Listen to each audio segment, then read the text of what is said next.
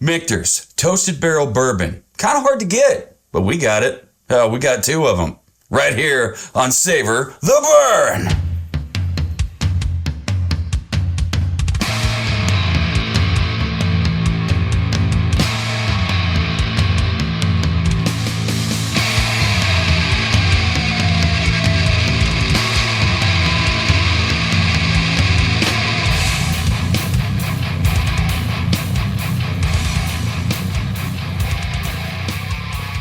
Hello, everyone, ladies and gentlemen, theys and thems, to the Savor the Burn podcast. My name is Jonathan. Across the barrels from me is Mr. W2. How do you do?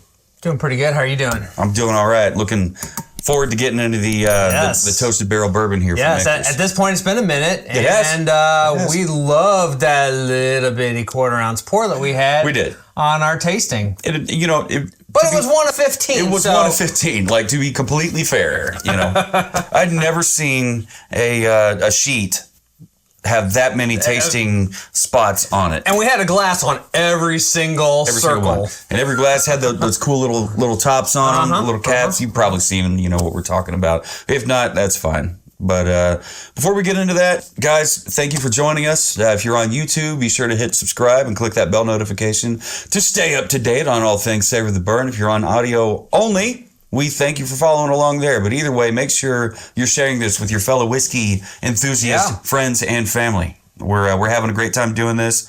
Where do you want to start? I mean, let's back up just a little bit. We may have some new listeners, viewers that are either unfamiliar with our love of Michter's, or they may not know who Michter's is. Well, if you don't know, once upon a time in 1753, long time ago, y'all, there was a little distillery started in Pennsylvania by a Swedish farmer. Yes.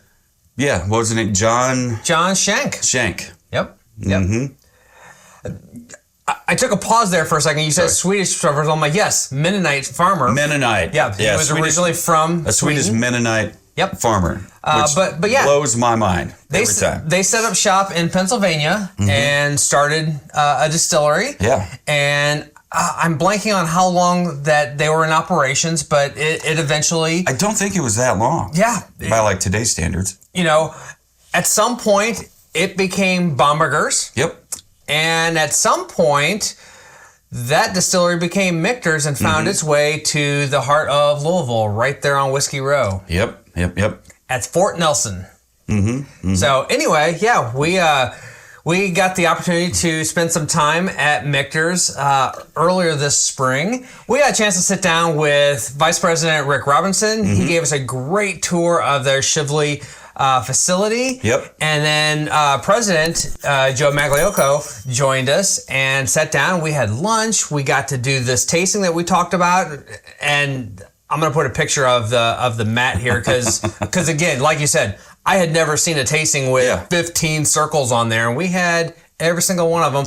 This was one of them. And fast forward, that was a long day. That was a long day. Great day. They held us hostage for about 7.5 hours. Against our will. Well, okay, not really. Definitely not against our will. But when it was time to hit the road, we had the opportunity to pick up a couple of these bottles, we were not there to say no. That's right. Thank you, Miss Vicky.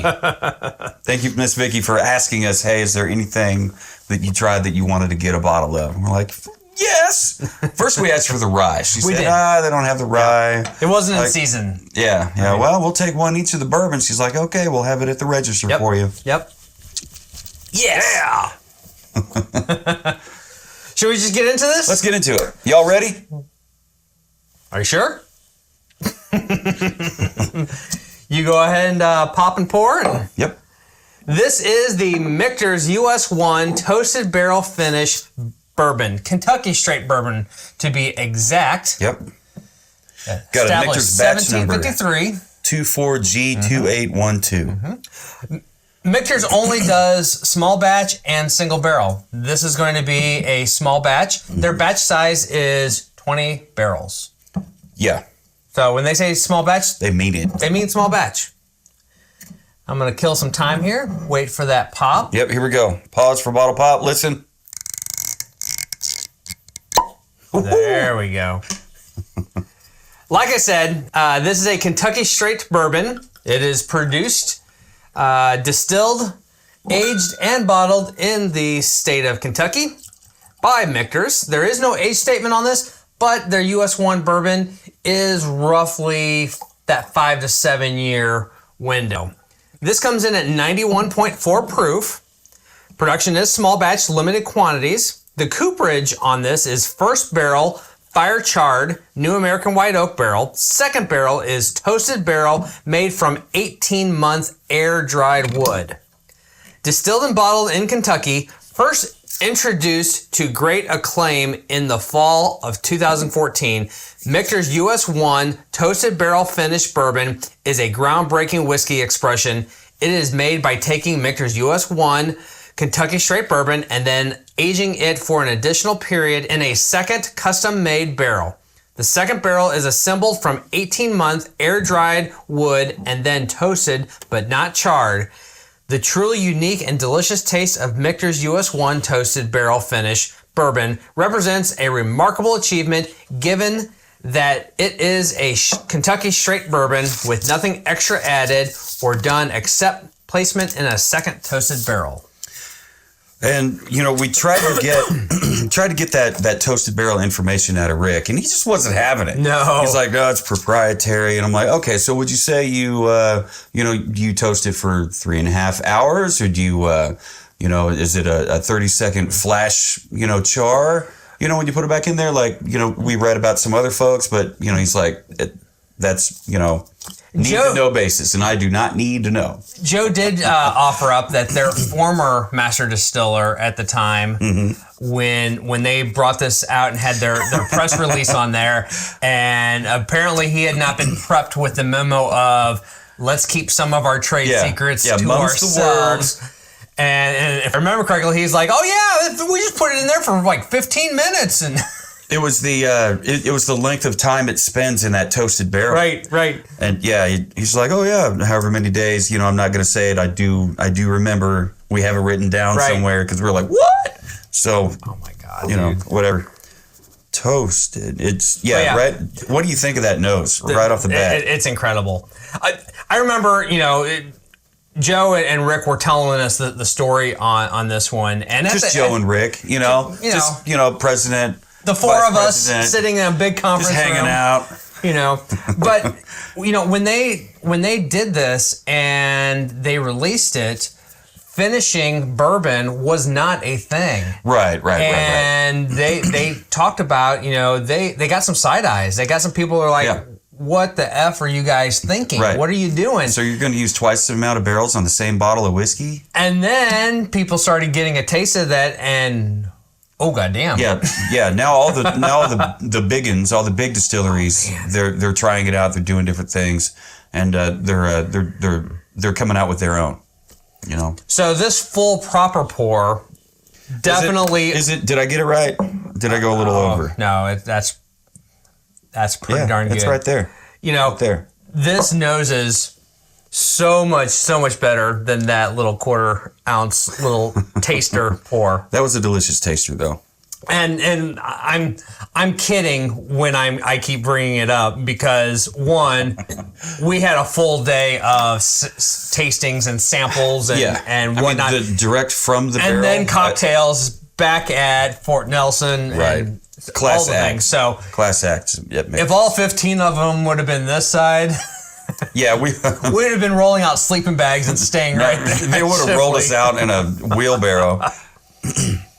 So I'm getting lots of oak, lots of caramel, lots and lots of caramel. Lots of vanilla. Would you say it's a caramel bomb? Or would you say I'd say caramel. I'd say caramel bomb. I'd say vanilla custard. Maybe some marshmallow. What kind? Like toasted, charred, fresh, like a marshmallow fluff, toasted marshmallow. Yeah. And like maybe some graham cracker. How do you pronounce? Or like a shortbread. How do you pronounce that spice? It's like anise. Is it anise or anise? I've always said anise. All right. Okay. Yeah, that's 100% beautiful. Let's get this bad boy on the palate. Cheers, everyone.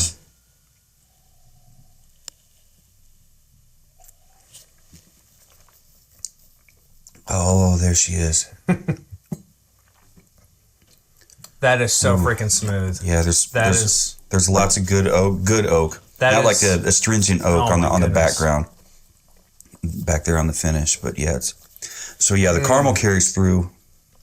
Caramel carries through. I'm going to say there's also just a hint of butterscotch in there with the caramel. Burnt sugar. I think there's burnt sugar down here on the maybe some molasses on the finish. Where on the finish? On the late palate into the finish. Palate? That vanilla custard is absolutely incredible. The notes I have here. Ooh, this is interesting.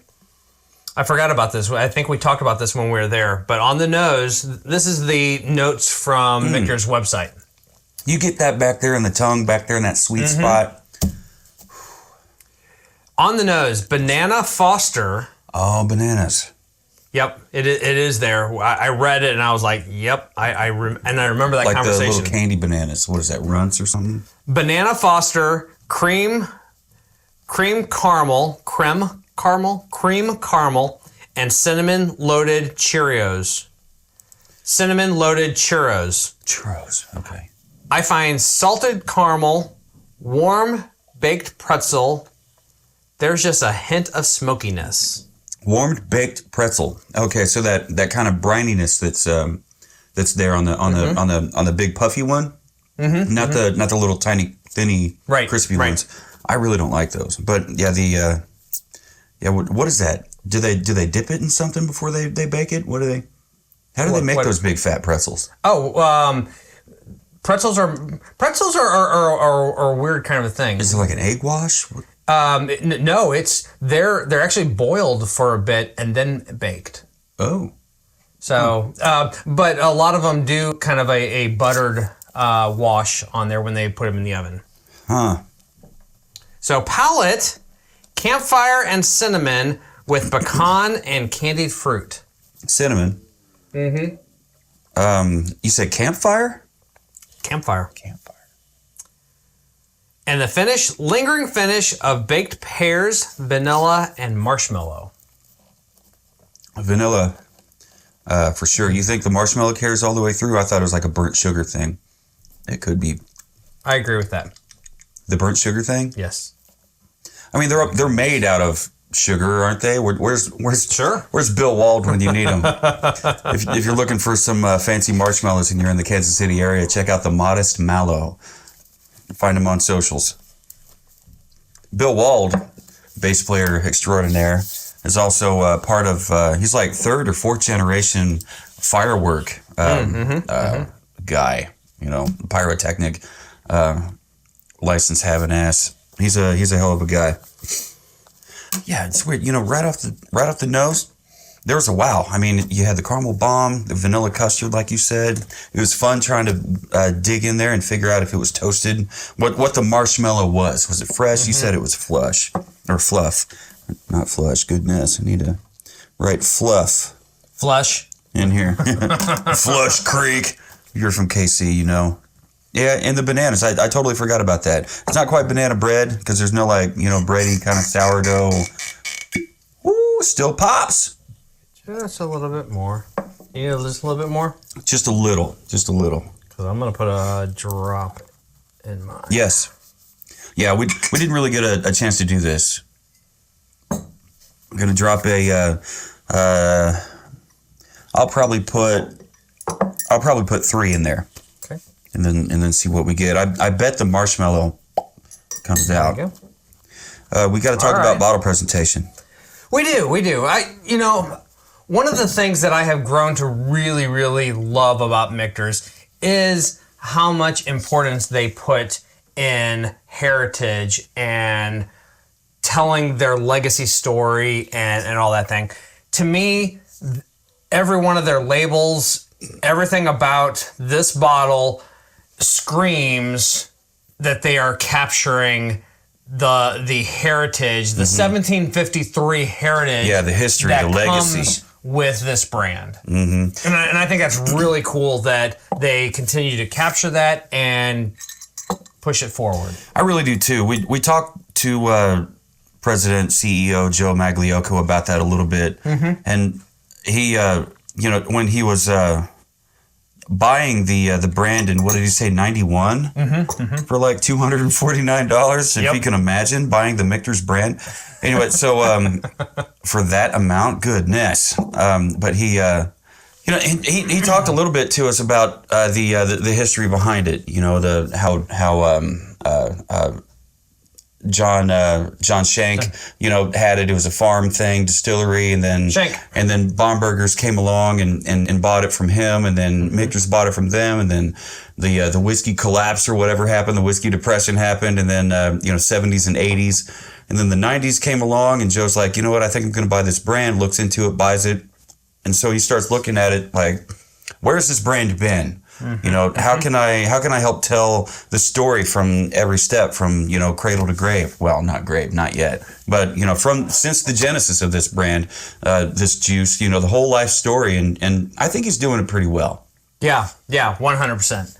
And as unofficial ambassadors of the Michter's brand, we just love everything that they have to offer. Their core line, and everything above. How cool was it to see, we're there at Chevrolet, and we're doing the tour, and we're going through, and, the lines are shut down because it's lunch break, and as we're walking through there, the guys that were eating their lunch and taking a break, they immediately jumped up, ran in there, and started the lineup so that we could be witness and be a part of the bottling process. The bottling process, and so we got to see the mechanical arm pick up. Was it 6? I think it was like 6. Yeah, it picked up 6. Put them on the thing. It went through the conveyor belt. They actually use the bourbon that they're filling with. They use that as a bottle wash rinse to flush out all the impurities and the dust and everything. Because you don't want to use water, because that's going to dilute it as they're trying to fill it. And so totally makes sense. That's something I would have never thought of. Never thought of that. But that so makes sense to rinse it. You're sterilizing it because you're rinsing it with alcohol. And you're using the same bourbon that's getting ready to get filled in there. And so just super cool. And then it comes down through, goes into the label machine that puts the labels on there. It does the neck bands. It pops the top down on there. Absolutely incredible to watch an empty glass bottle on one end come out the other side and be placed in the actual 6. That day they were doing the 3-pack boxes because, and here in Kansas City we don't see those, but apparently the US 1 barrel strength is available as a year-round offering in the state of Kentucky. Get out of here, really? Yeah, that does not get distributed outside of there. It's available as an allocation from time to time, but it is a year-round available in the state of Kentucky. So maybe next time I'm in Kentucky, I need to just swing through a liquor store. Yeah. See if they have something. Anyway, this is a very limited release type of a bottle, so it's not readily available. But the barrel strength version, which I think comes in at 110 proof. That's not too far from here. We're at 91.4. No, not far at all.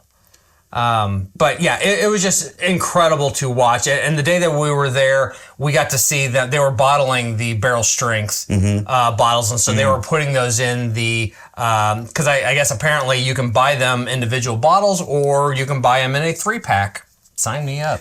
Right? Yeah. Goodness. That sounds like a hell of a deal to me. So I put 3 drops in mine. How many did you put in yours? I put 3 in mine. All right. So tell me, for you, mouthfeel, how is it? That vanilla caramel bomb turned into vanilla bean creme brulee. I thought it was like vanilla bean butterscotch. Sure, but I'm absolutely. in love with this one. I remember really liking this one during our tasting, but it was just a small little quarter ounce.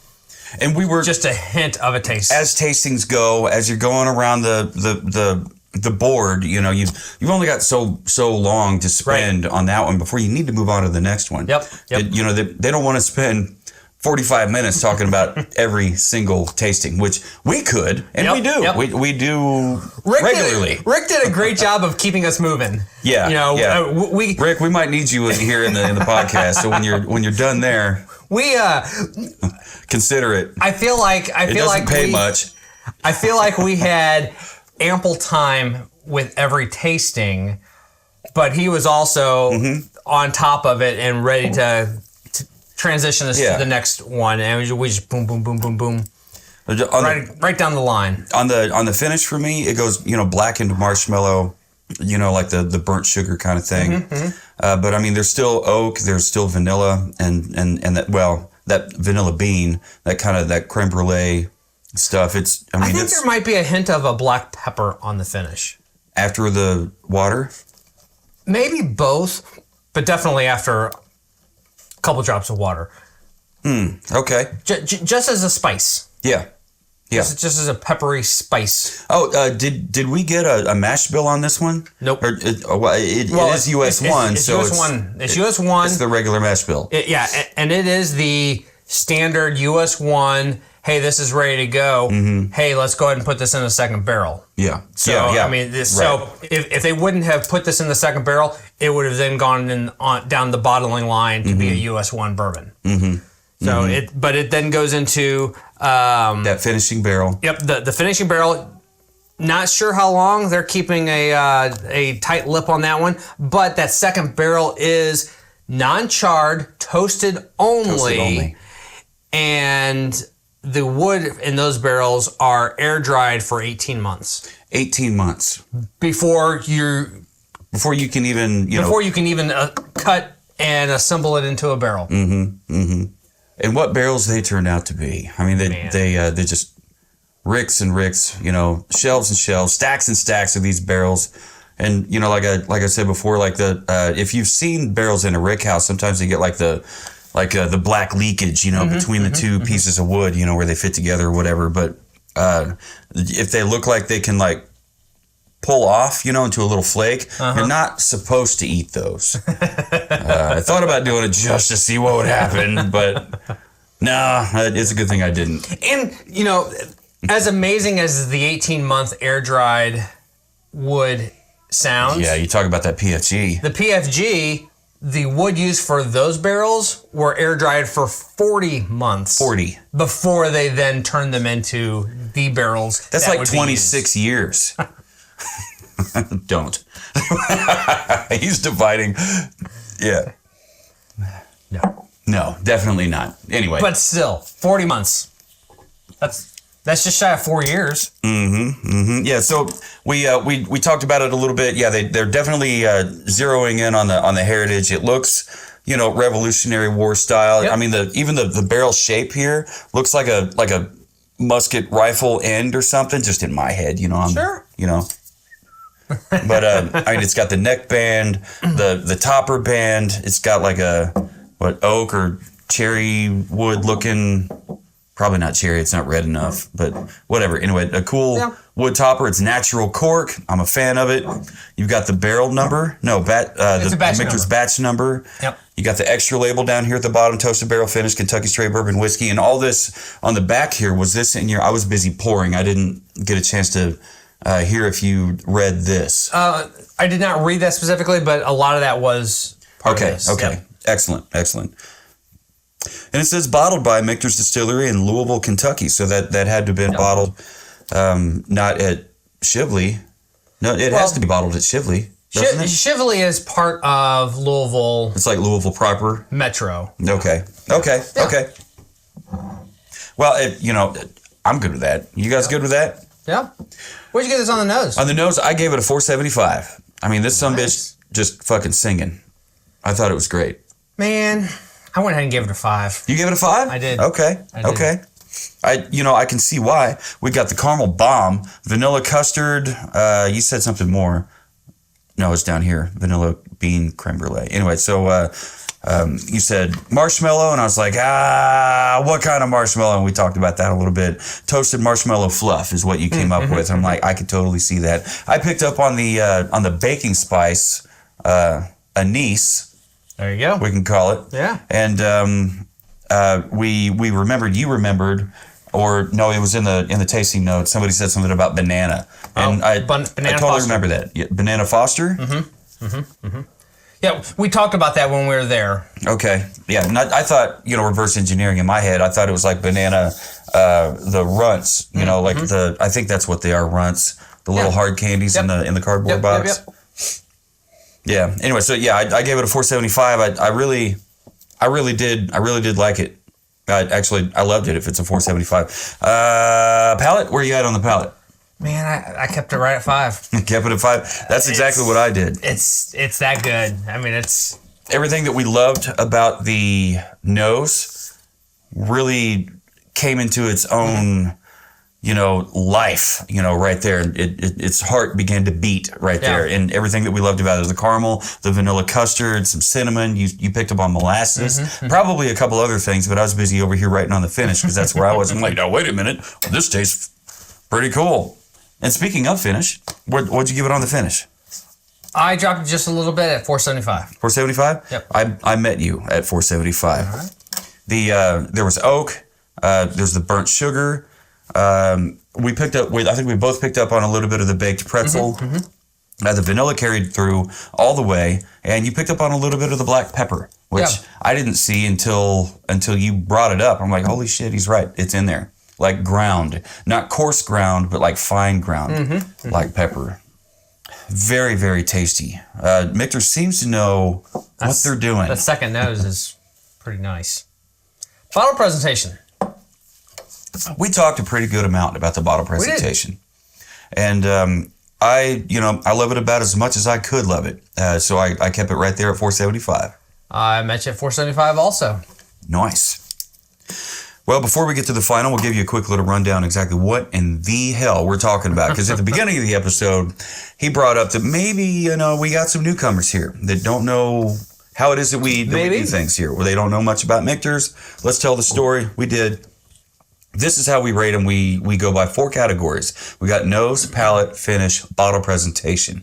Out of a 0 to 5 possible rating, score that we want to give it. Right, we add those 4 columns up, those 4 categories together, would make a possible 20, and divide that by 2, and that's how we get our 1 to 10 rating. Yep. All that said, where are you at on your final score? Mine came in at 9 3/4. 9 3/4. That is that's one hell of a score. I came in at 9 5/8. Nice. Yeah, so just a little bit under you. This by a quarter point. If I had a case of this, this could be a daily drinker easily. Oh yeah, absolutely. Can you imagine this in 6 or 7 different cocktails? Oh my goodness. But I mean, it's shut your mouth. At 91.4 proof, it's so easy drinking. Yeah. It's great. And those baking spices come back on that tail end. They're on the second nose. That empty glass has so much to offer. Which is something that we picked up here on the podcast. Just we'll get finished with our review. Lights, camera, action. It's all over, and then we just pick up our empty glass and smell it. We're like, holy smokes! You can smell things in there. It's at the grain. It's at parts from the mash bill. Well, and that's just it. What's going on in here? And we start talking about the second nose. That's just it. It's. After that glass has time to dry, the shape of that glass really helps concentrate all of the raw grains of the whiskey. And it's things that we don't necessarily pick up on during drinking and nosing the actual taste itself. Because even at 91.4 proof, there's still some proof to it. It'll sting. The not so accustomed to sniffing your whiskey type whiskey fan. I forgot to ask you, is there anything that, how would you prefer to enjoy this? Neat, or would you consider throwing it in a cocktail? Like, what would you do with this one? At this point, If you did put it in a cocktail. At this point, I don't think I could get myself to put it in a cocktail. I totally agree. I'm just going to enjoy it as is. Totally agree. It's just, it's an easy sipper. I haven't done it yet, but after getting to have that barrel rolled and dumped and putting our Glencairn right underneath there, and that fresh barrel that they had just rolled from the rick house. Oh, it was... and it was at 67 or something? 64. Something in there. It was cooler than your typical room temperature. It had a nice chill on there, so I haven't done it yet. It wasn't refrigerator cold. It wasn't refrigerator cold, but what I do want to do to see if I can kind of recreate that kind of crispness off of that experience is I want to get a pour of something and I want to just set it in the freezer for 10, 15 minutes. Yeah. And then have it just to bring it down. Side by side. Bring it down a little bit. Like. Usually we haven't done that yet. We don't cool off our whiskeys. We don't throw them in the freezer. No, but I have the taste. But I have gotten into the habit of pouring it and letting it sit for a few minutes so it can breathe a little bit before getting in and enjoying it. Especially your neck pours. Yeah. So my thinking is pour it up, put it in the fridge while I'm letting it breathe and open up a little bit anyway. During that time, that temperature's gonna come down just a little bit, not a lot, just a little bit. Right. Put a little crispness on it. I don't know. Yeah. Try it. I think there could be something to that. I definitely believe it. Stay tuned. I'll report back. Yes, sir. Yes, sir. You probably see it on a reel or maybe on a TikTok. Or whatever, which, by the way, we're on YouTube. We're also on Facebook, Twitter, X, Instagram, and TikTok. Yep. So follow us along on all the socials. We'd appreciate it. Yeah. And if you want to get a hold of us, send us an email, info@savortheburn.com, Jonathan@savortheburn.com, or W2@savortheburn.com. And if you want to stay up to date on all things Savor the Burn, go to savortheburn.com. Click the drop-down menu, and you'll see this in the liquor cabinet. Yep. And we've also got a little tab for the cocktails. We've got featured distilleries. You'll find this in the featured distilleries tab. I'm not sure. There's also merch. If you like this shirt, boy howdy, we've got them. We've got them in several different colors and several different sizes. So if that sounds good to you, it sounds good to me. Do you have any final thoughts? This bottle hits it out of the park once again. Once again, Michters knows what they're doing and they know how to do it. I do concur, sir. Do you concur? Have you had it? Let us know. Leave us a comment. Send us an email. Are you familiar with Michters? Yeah. Which one of their offerings have you had? Leave it in the comments. Have you had them all? Have you had the celebration? Let us know what you thought of that. We had it, and holy smokes, so good. But so without further ado, no matter who you are and where you are and what you're drinking and who you're drinking it with, never forget. Keep on burning.